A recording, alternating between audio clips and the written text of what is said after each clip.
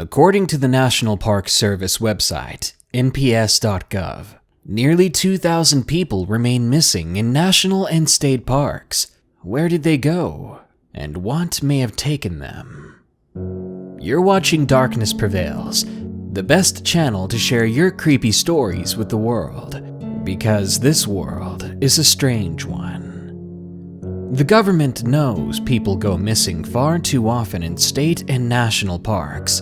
The number is so high that some are beginning to wonder not just how they went missing, but what may have taken them. Well, tonight, we're looking into some allegedly true stories of the horrifying encounters that often take place in state parks. If you want to be in a future video, I'm looking for scary MySpace stories now. You can send your experiences to me with the links in the description. And hey, check out morbidmonsters.com for some Darkness Prevails mugs, stickers, and decals. Real quick, here are my favorite early comments from my previous video on 10 true scary stories from Wendy's. Krebs says, "Now I'm not hungry." Well, when someone does that to your chili, it might make you nauseous for a while. Pharaoh says, "These videos are so creamy." That's disappointing. I was going for dank, not creamy. Kane7ify says, "Found more fingers in the chili, eh?" That's not even the half of it. Diabolic Nebula says, "The scariest thing about Wendy's is how savage their Twitter is." Man, I better up my tweet game then. And Mark the Mediocre says, "Wendy's fries are gross. Don't at me." It's too late, Mark. You diss the fries that I love. Anyway, let's go hiking at the state park and see what starts following us. Number 1. Terrorized Alone in the Woods. Submitted by Figwiggle. Here's my story of when I drove off the beaten path to end up being possibly the most scared I've ever been. At the time, I was 26 years old, and I loved traveling around Australia, camping in my van, usually by myself. And 99% of the time, these were all amazing experiences. On this particular trip, I was heading from Mount Kosciuszko in southern New South Wales, north towards the Blue Mountains, but I wanted to break up the drive for a night by camping in a state park, and maybe take a shot or two at some rabbits with my longbow. I found what I thought to be the perfect isolated state park where hunting was allowed, and since it was midweek, the weather wasn't amazing. I figured I'd have the mountains mostly to myself. I'd not taken into account the quality of the back roads to access the camping site. They were very badly maintained rock and dirt tracks that my tiny Toyota van struggled with.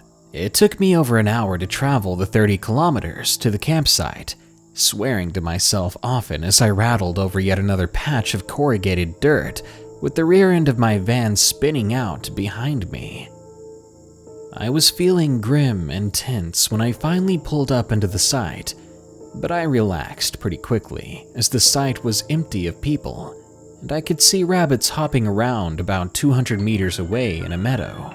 As soon as I pulled up beside a designated fire pit, I strung my bow and headed after them. The little guys had obviously already been hunted a few times before though, as they were too skittish to get close enough for a confident shot. After some tries and fails, I let the rabbits go about their rabbit lives and headed back to the van, where I started a fire, poured a glass of whiskey, and lit a cigarette. Enjoying being out here in solitude and knowing that the closest population of people was over an hour's drive away. Now, I loved being by myself in the bush, but I've got this weird intuition thing that lets me know when I've landed in a safe space or not. A couple of times in the past, I've driven into a potential site, and after a while I get this pressure in my chest and stomach, and when that happens, I bail, no questions asked. After sitting around my fire for a while, I did begin to feel this pressure slightly, but after another whiskey, I decided to ignore it this time. It was far too late in the evening to tackle that road, and I was over the legal driving limit by now, after that second whiskey. Truth be told, I was probably over the limit after my first glass, so I just sat there drinking, smoking, and watching the sun go down. The sun disappeared quickly, as I was in the bowl of a small valley with looming mountains all around me, and after watching the first stars appear, I decided to call it a night. I dropped 2 pairs of shoes outside my van door. One was a small pair of sandals, and the other was my massive hiking boots. I always do this when camping alone, because I hope any creepers might think there's a man in the van, a big one, and leave me alone. I fell asleep pretty quickly. But the sound of a gunshot around midnight woke me straight up. It sounded like it was on the other side of the mountain range to my left, so I largely ignored it. Maybe I wasn't as alone as I thought I was, and that there were hunters out there after deer or wild pig. I fell back to sleep pretty quickly, but I didn't sleep as well as I did before.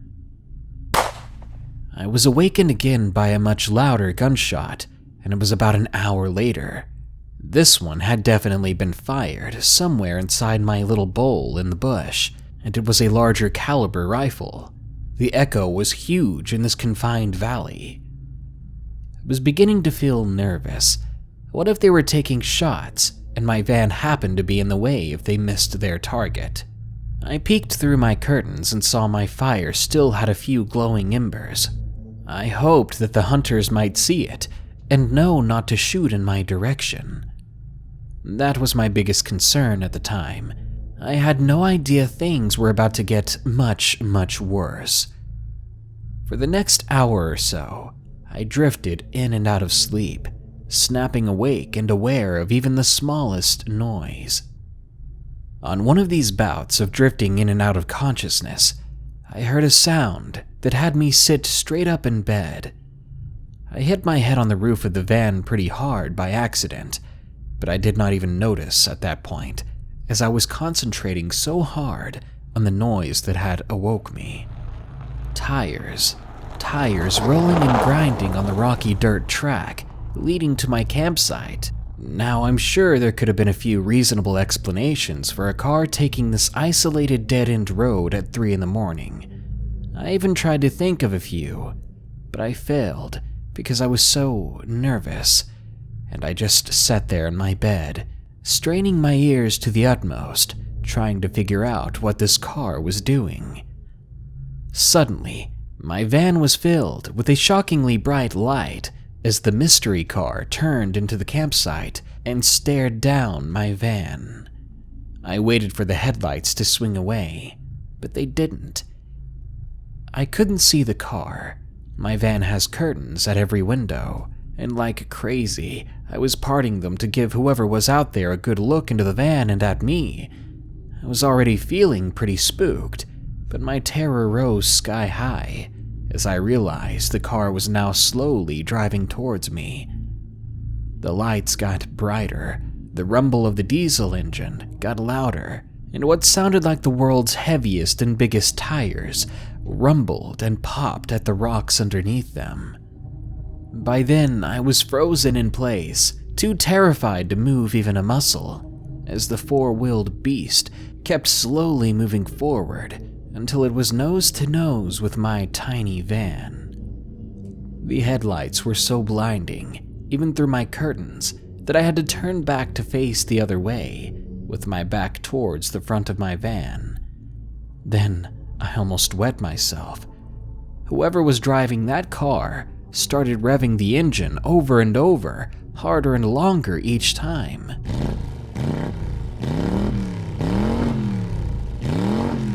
It was the most aggressive sound I'd ever heard coming from a machine, and I honestly can't tell you how freaking scared I was.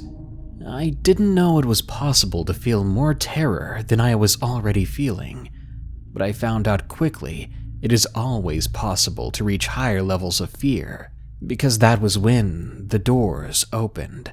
They had exited their car, and they were coming closer. I broke the trance of fear long enough to grab my 6-inch hunting knife from the shelf above my head. I gripped it with white knuckles as I listened to a pair of heavy footsteps start to walk slowly towards my van. The other person must have been standing just outside their car watching and waiting, as I didn't hear the second pair of footsteps. Maybe they were more stealthy and quiet, who knows. All I know is that I was straining my ears, and I was focused solely on the slow, purposeful steps of the first stranger as they stopped beside the sliding door of my van, right where I had dumped my 2 pairs of shoes. My van was locked at every entry point, but 100 what-if scenarios were running at light speed through my head. Maybe I could dive into the driver's seat of the van and belt out of there. Fat chance, with them being parked right in front of me. Even if I did manage to drive around them, I still had 30 kilometers of rough bush road to navigate. Bush tracks that their far superior car could manage with ease. I'd be run down before I'd even gone 100 meters. I could string my bow and jump out to confront them, but then I'd never been that keen on suicide. So I thought I'd give that one a miss. I didn't even have a map of the area, so running like a scared rabbit into the bush wasn't even an option. Oh, the irony. So what I did was wait, frozen in my sitting position, still white-knuckling my knife, while person 1 finally moved away from the side door of my van back to the car. Their engine revved again and again, as if trying to scare me out, and I still sat there. I sat still for what felt like hours, but was most likely just a few minutes, as I vaguely heard voices under the rumble of the engine. I couldn't make out a word, but the voices sounded masculine, and eventually, they just got in their car and slowly rolled away. I know how anticlimactic that sounds, but honestly, I don't really care a whole bunch. At the time, I was filled with so much relief, I was almost high off of it. And at the same time, I was so exhausted from the adrenaline, I felt I could sleep a week straight. I didn't sleep, though. Thoughts of them just hiding around the corner of the road waiting for me to make a break for it were running through my head, as irrational as that may have sounded. I think the most confusing thing was having absolutely no idea what they wanted. They could have just been hunters, I heard, who maybe saw my fire and thought they'd come down to say hi, do a bit of lighthearted terrorizing. Or they could have had much darker things on their mind. Maybe they were locals who wanted to play a prank to relieve their small-town boredom. Anyone wants to shed some light on it, go for it. After 20 minutes of silence, I finally managed to pry my fingers off the handle of my knife, one by one, using my left hand to do it. I put my knife beside me on the bed and sat staring glassy-eyed at the curtain on my rear window, with my knees pulled to my chest until faint light filtered through the material, turning my interior from black to smoky morning gray. I peeked out at the pre-dawn day and saw no car, no other people, just more rabbits who I now could not find the heart or motivation to hunt. I opened the sliding door and struggled outside, feeling like I was in a dream. I made a cup of the strongest coffee in the world and sipped it while staring distractedly at the footprints surrounding my van. Then I got into the driver's seat and drove an hour back to the main road. I kept expecting to see the car around each hidden bend, but really, I would have no idea if I saw it or not. I never saw anything of the vehicle or men who terrorized me, so that was that. I drove up to the Blue Mountains and met up with some Belgian friends, and ended up sticking with them for the rest of the 6-week trip. But I never forgot the feeling of being that scared, that helpless, that alone. Rarely, if ever, do I choose to camp in an empty campsite now. Now I'd rather move on to another one, filled with people. I have a few more stories of scares in the woods, and if you like this one, I'll be sure to write it down. Thank you for listening. The following story appeared in a previous video titled 5 Supernatural Horror Stories. Number 2. A New Mexican Dogman. Submitted by Caleb R.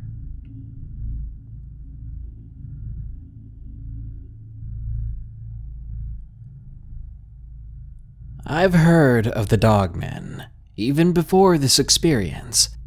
And even if I did have a camera at the time that this took place, I'm not sure if I would have had the courage to use it. It was during a camping trip at a place here in New Mexico called Oasis State Park. Back then, my church had many children running around, and I made good friends with one of them. I was close enough with him to be invited on a camping trip with his family. It was 4 of us: his father, his little sister, him, and me. Of course, I brought everything from a Bible. I don't exactly know why. Spare clothes, a small pocket knife, a lantern, my sleeping bag, and my own tent, along with the basic essentials like socks, toothbrush, and toothpaste. Everything I thought I'd need for a good 3-day camping trip. It probably doesn't bear much importance, but out of the kids, I was the oldest at the age of 12. Ryan was a few weeks younger than me, and his sister was around 8. I'm 19 now, so this was several years ago. The first day we set up our tents and proceeded to have a fantastic time. Me and Ryan finished setting up our stuff and walked down to a pond not too far from the tents. The trail to it was literally next to the campsite. I find it important now to mention that yes, there were trees, but not in the same way as a forest. These were small, feeble trees, clearly recently planted, and obviously barely surviving. I only remember them faintly, as I really didn't focus on the shrubbery, short of collecting sticks and watching out for cacti whenever me and Ryan explored the trail.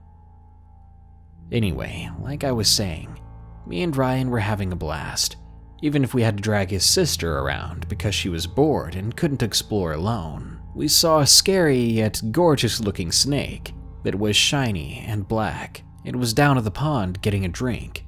Once it was done, it shot off into the brush. Other than that, only 2 other features of this park were important. The bathroom was up a slight incline along the trail, being maybe 2 or 3 campsites away from ours. That and a bunch of sand dunes built around rocky pillars. Natural pillars, like thin mesas, set ahead of our campsite maybe 3 campsites away. Beyond those pillars was a fenced-off, very flat and very dry area, if I remember correctly. The bathroom from the front of my tent was to the left, and the dunes directly ahead through a badly kept trail. The first day was fine, and that night we got a campfire going. We had s'mores, told scary stories to each other. Their dad told the only scary stories that night, and I'm sure the man's faith affected the gore level of the story considering we were kids. It was about some abandoned building with ghosts or something, and it wasn't actually scary. I went to bed that night, expecting a cold but peaceful sleep. At some point, I woke up and had to use the bathroom. I didn't feel like walking all the way to the bathroom. Lazy me, right? So I just went ahead and urinated on a small birch tree that sat literally 4 feet away from my tent. After that, I was back asleep in my tent. I don't remember how long I was asleep before waking up to the feeling of needing to do number 2. It had just rained. I could tell from a tiny leak in the tent, and I wasn't about to go poop on a tree. Well, my little LED lantern wasn't very strong, and now my shoes were outside the tent completely wet, but I needed to go, and this wasn't going to wait, so I decided to just deal with it. Like literally every tent I've ever owned, and probably every tent out there, mine had 2 doors, not a front and back door, but a zipped shut door with a zipped shut screen door outside that. That way you could see outside your tent without leaving or having a few mosquitoes move in for the night.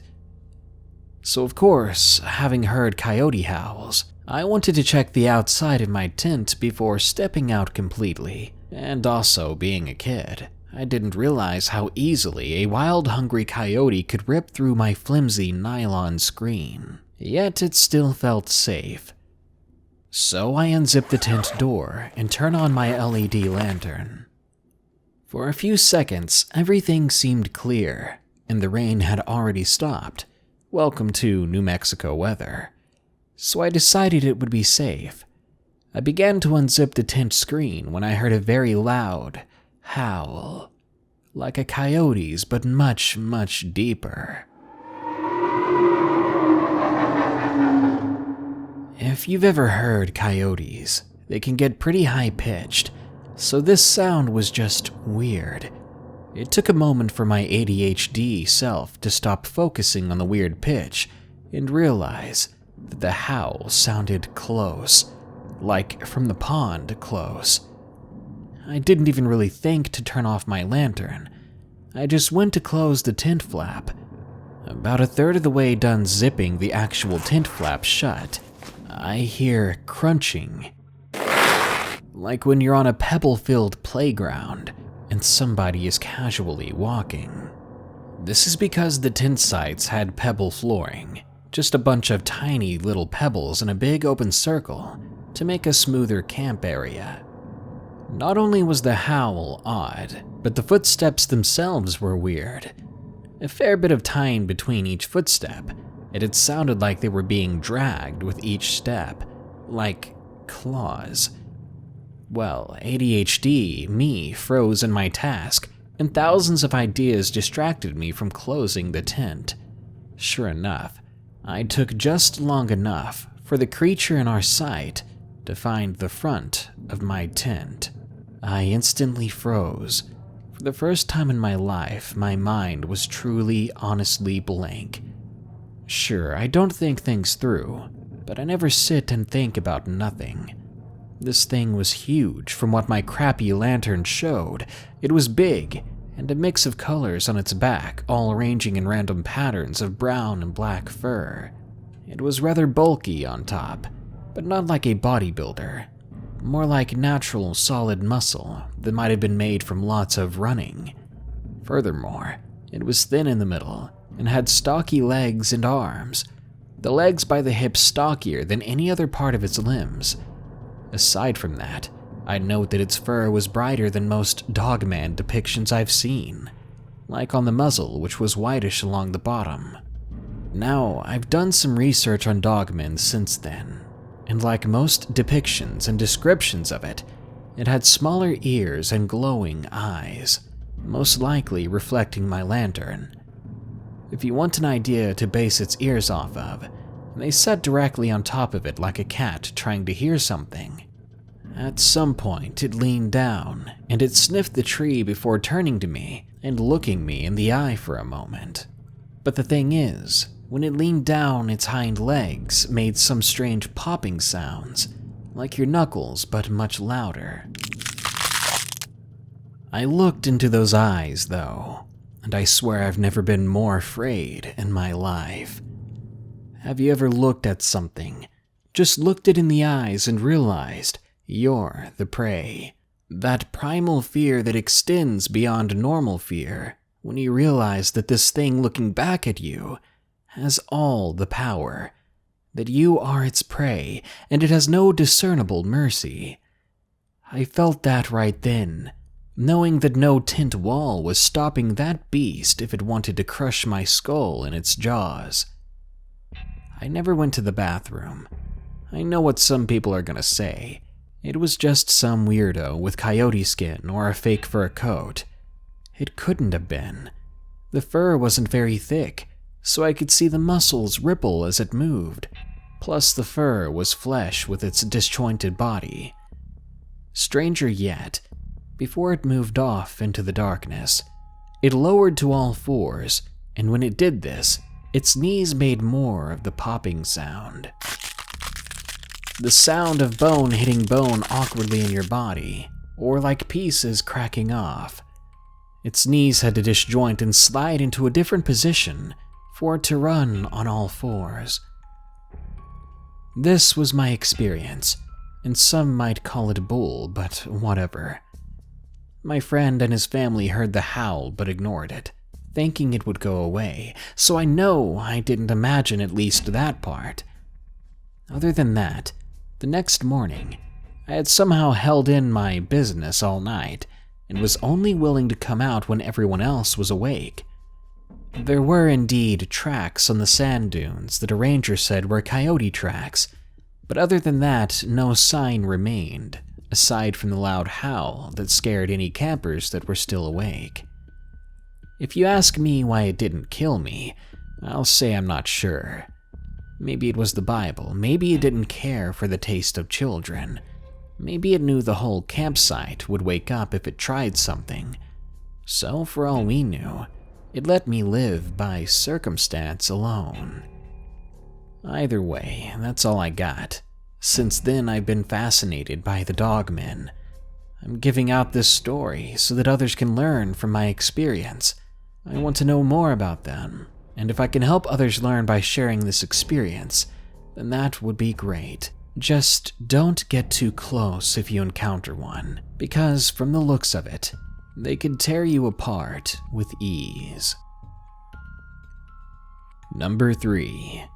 Dead Youth's Bridge, submitted by Lauren E.T. This paranormal experience happened back in the summer of 2013 at Gifford Pinchot State Park in central Pennsylvania when I was around 10 years old, so it was about 4 years ago.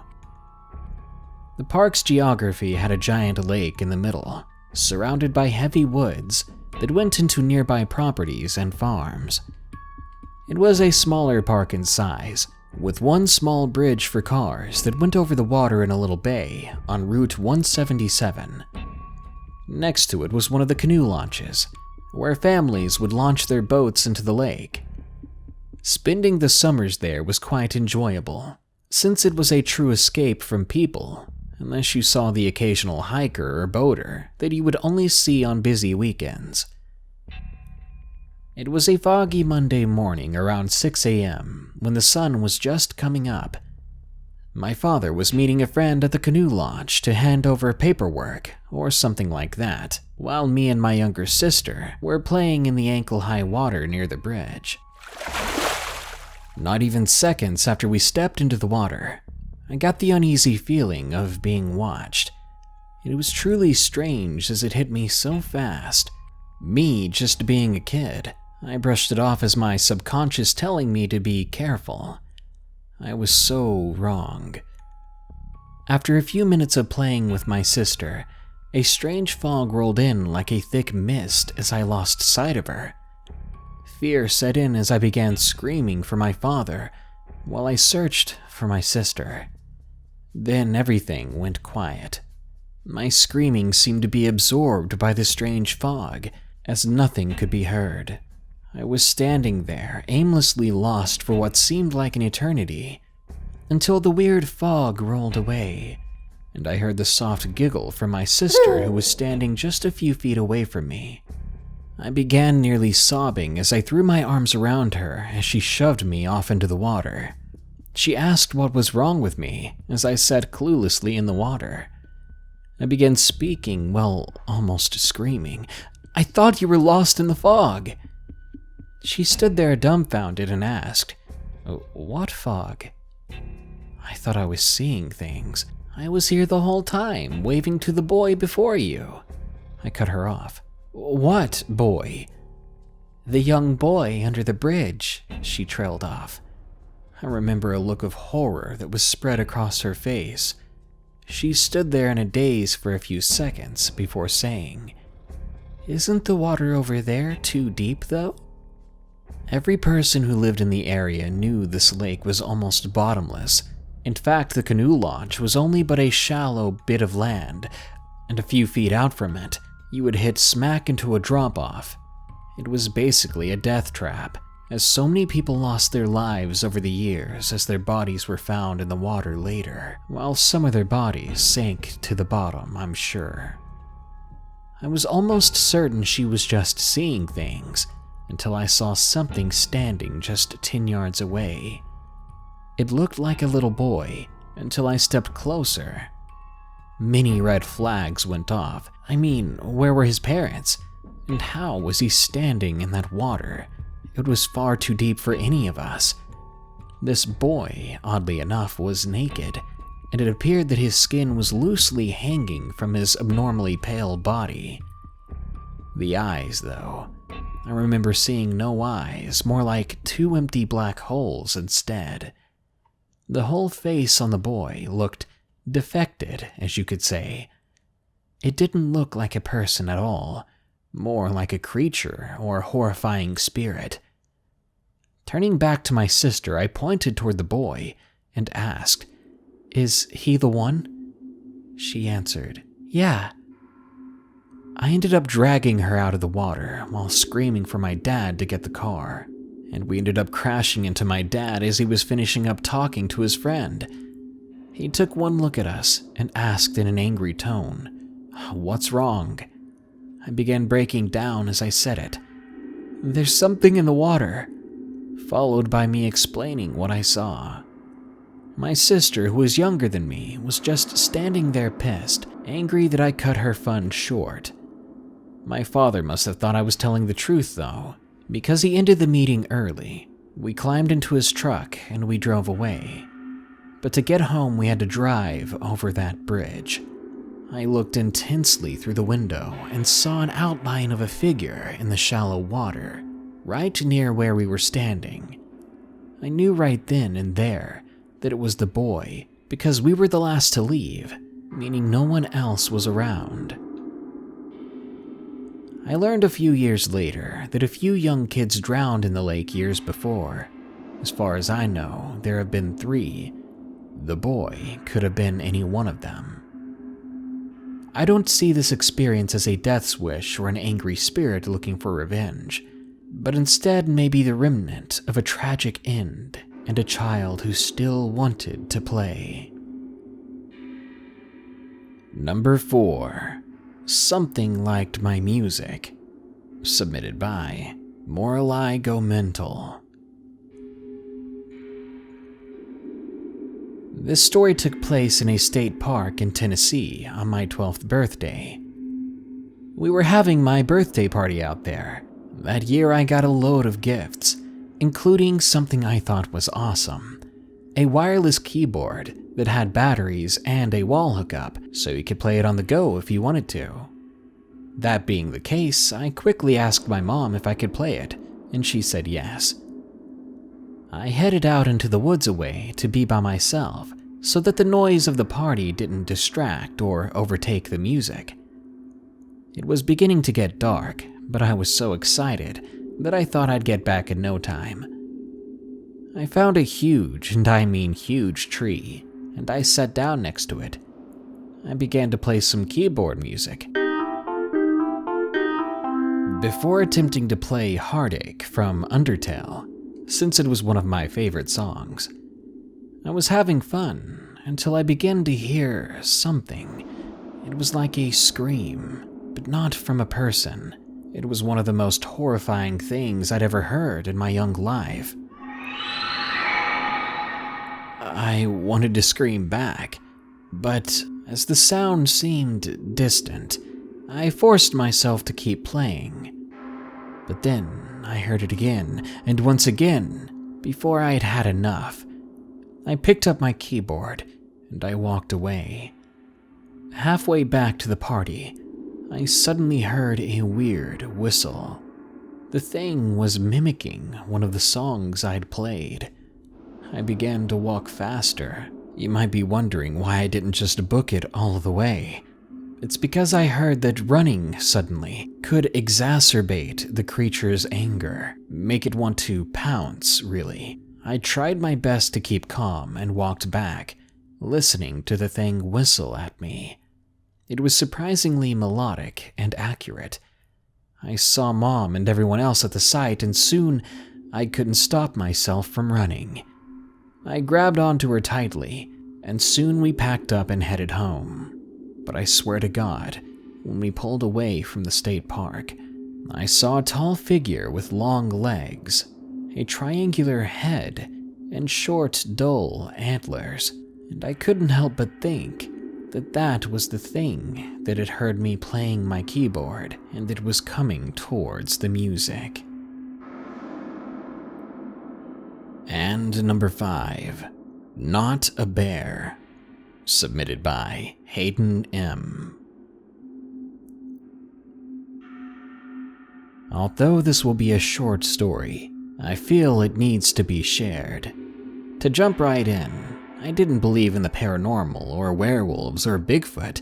In fact, anything of the sort was just strange to me. My family and I go to Little River State Park every summer, located in Vermont. This was the first year I've seen anything out of the ordinary. It was 5 a.m., and I was down by the beach, sitting in the sand. I was soon terrified to see a large figure crawling out of the water. My instinct to run over took me, and I bolted back up the hill hoping that I could outrun it. To my absolute horror, the thing was almost on top of me before I got anywhere. It was about 2 feet taller than me, standing at around 9 feet tall on all fours. It was an unnatural crimson red, like an apple, with absolutely no fur. I was paralyzed with fear, and I could feel its warm, deep breaths on my face.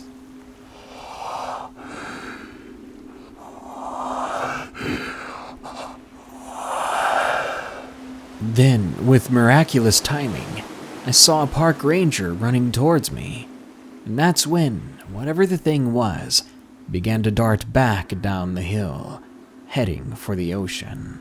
For the rest of the vacation, nothing strange happened, but I was left more than a little perturbed by the experience.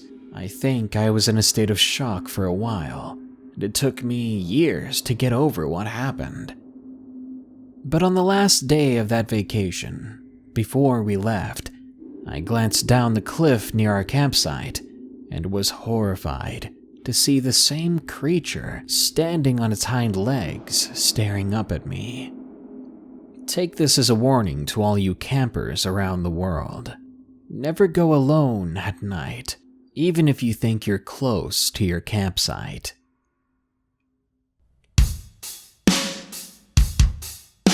When you've got some free time, I highly recommend taking you and your family out to a state or national park to become one with nature for a while.